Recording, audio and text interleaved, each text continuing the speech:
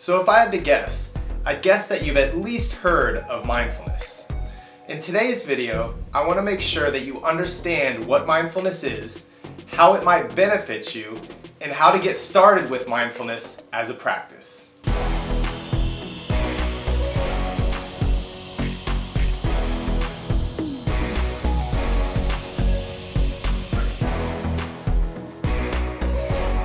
Welcome everyone, my name is Christian Lamb and I'm a licensed clinical counselor, and my goal here on this channel is to help raise our awareness so that we can enjoy more joy and peace in the process of life. So first off, let's define mindfulness. Mindfulness is paying attention in a particular way, on purpose, in the present moment, and non-judgmentally. So what this boils down to basically is just paying attention. The other points of this definition, though, can definitely help us to better understand mindfulness and provide us with some signposts to point us back to being present if we lose focus or if our attention strays. So let's briefly break down the other elements of this definition. So what is this particular way that we are paying attention? Well, it's with curiosity, allowing, openness, and caring. So this particular way of paying attention also covers the non-judgmental stance that is needed to become mindful. If you realize what happens when we become judgmental, you can see that we actually stop seeing the thing.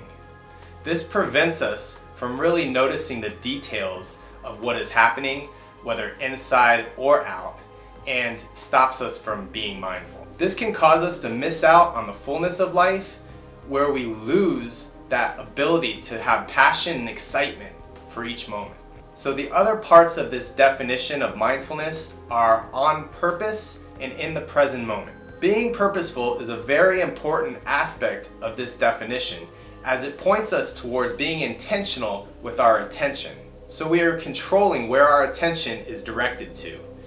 This can be a real revelation for many of us, as we sometimes don't realize that we have a choice on where we can direct our attention at any given moment. Now, in the present moment is an aspect of this definition that seems blatantly obvious. So although our minds often try to put us outside of the present moment, either worrying about the future or complaining or depressed about what happened in the past, there is only the present moment that is happening. So what this part of the definition is really pointing to is for us to start stepping out of this steady stream of thoughts that is often called automatic pilot, and start stepping into the fullness of our life as it is happening now. So if you still have any questions about what mindfulness is, please leave your questions in the comments section so we can discuss this on this channel. Also, please consider subscribing to this channel if you are liking this video so far. So now let's move on to discussing the benefits of mindfulness. Now I could just go ahead and recite a long list of benefits that I've experienced and that I've seen clients experience from teaching mindfulness to them. However, what I want to do today is tell you a story about how mindfulness impacted myself and my family through an adventure that we went through. So last weekend, my wife's parents were in town and they decided to take us ziplining. So we traveled to the other side of the island in Hilo. There was lush forests, there was beautiful waterfalls, and a clear and sunny day. It was just amazing. So this would be the first time that my wife and 5-year-old son had done ziplining. You can imagine that there was a bit of fear in the air. My wife had no problem conquering her fears. My son did struggle a bit though. I stayed behind with my son and the ziplining guide to try and encourage and empower my son to take that leap off the 30-foot high platform. My son was very afraid though, and he just couldn't overcome his fear and push off from the platform. This was understandable, as my son is only 5 and he had never done anything like this before. That didn't mean though that I maintained this understanding and positive mindset. I definitely had some thoughts of disappointment and failing, since I wasn't able to encourage and empower my son to fight through his fears. Fortunately though, I was able to become mindful of these thoughts before they negatively influenced my mood and my behavior. What this did was allow me to clearly see that this was a failed attempt by myself and my son, and in no way that I needed to fall into judging myself or my son as a failure. Once this sunk in, I was really able to step past my ego and my negative thinking so that I could further connect with my son and encourage and empower him. I was able to really see that my son had already conquered a large part of his fear just by stepping up to that 30-foot high platform. And I was able to affirm and applaud him for that. So as me and my son were walking from platform to platform, where my family and our family were ziplining overhead, I was able to talk to my son and let him know that just because fear won this time, it didn't mean that had to influence his other decisions in the future. I reminded him that he would still get another chance to choose to zipline and to overcome his fears. I really don't know how much this influenced his next decision. However, I do know that he was open to the possibility of trying again.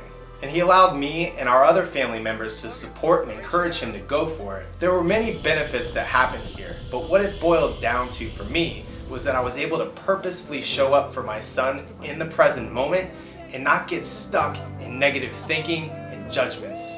So if you're anything like me and understand even a little bit of the benefits of mindfulness, then obviously the next question is, how can I become more mindful? So in a previous video, I've covered at least a couple of mindfulness practices that can help you to become more mindful.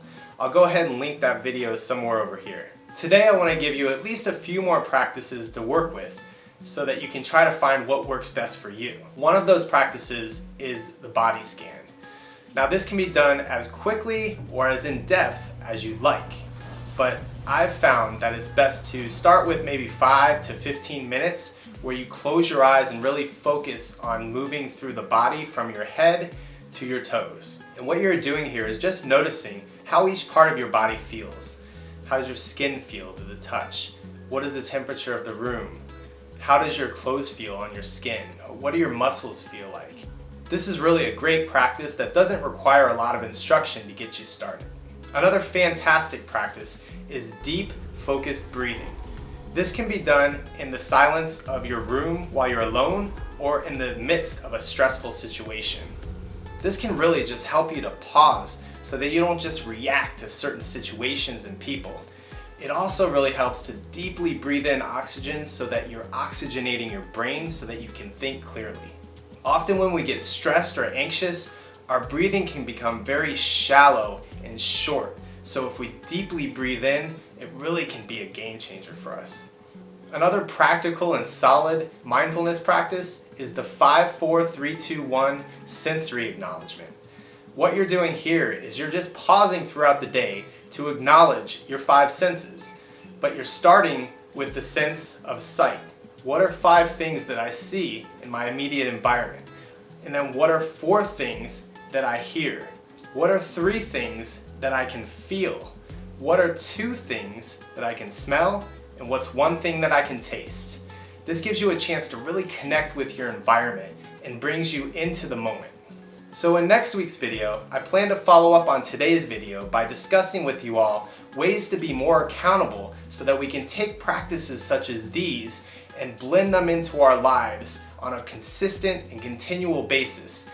That way, we are really working towards becoming our best selves on a regular basis. Please consider subscribing to my channel if you enjoyed this content today. And don't forget to click the bell icon to all so that you don't miss my weekly videos on how to raise your awareness so that you can find more joy and peace in the process of life.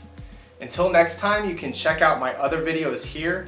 And I want to thank you all for watching and tuning in today. Take care and be well. It was great. Yeah. I saw 2 waterfalls and lots of plants. And what did you learn? Not to be afraid. Why not?